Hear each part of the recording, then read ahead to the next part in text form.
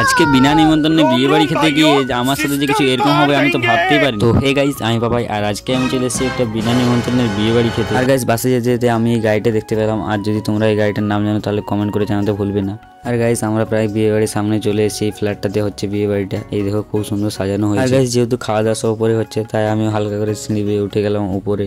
আর guys, চলো তোমাদেরকে এই ভেতরে সৌন্দর্যটা একটু দেখি। গাইস, এইদিকে রয়েছে খাওয়া দাওয়ার সমস্ত রকম ব্যবস্থা। আর গাইস, এইদিকে রয়েছে স্টেজ, মানে ছবি তোলার জন্য। আর গাইস, আমরা এখানে ছবি তুলতে আসিনি, এসেছি খেতে। আর গাইস, বেশি বকবক না করে চলো তাড়াতাড়ি মেন আইটেম গুলো সাথে দেখা যায়। আর এদিকে দাদা এসে আমাকে বললো ওর নাকি সব মেনু দেখা হয়ে গেছে, তাড়াতাড়ি গিয়ে খেতে বসতে হবে। হ্যাঁ তো গাইস, বেশি দেরি না করে আমরা বসে পড়েছি একটা প্লেট নিয়ে খাবারের টেবিলে। হ্যাঁ তাই তাড়াতাড়ি করে আমরা পেট পূজাটা সেরে নিলাম। হ্যাঁ তো গাইস, আবার দেখছি এখানে ফ্রিতে আবার আইসক্রিমও দিচ্ছে। ফ্রি বলে কথা, তো তাড়াতাড়ি করে খেয়ে নিলাম। তোমরা এদিকে ভিড় দেখো, আমি আইসক্রিম খাই। তারপর গাইস, হালকা করে একটু কফি খেয়ে। আর গাইস, এই বিয়ে বাড়িটা কারো ছিল না, এটা ছিল আমার পিসির ছেলে। তারপরে গাইস, এখানে আয়নার সামনে হালকা করে একটু পোজ দিতে যে আজকের মিনি ব্লগটা এখানে শেষ করছি। তো আজকের মতো টাটা। আমার চ্যানেলটাকে সবাই একটু ফলো করে নাও।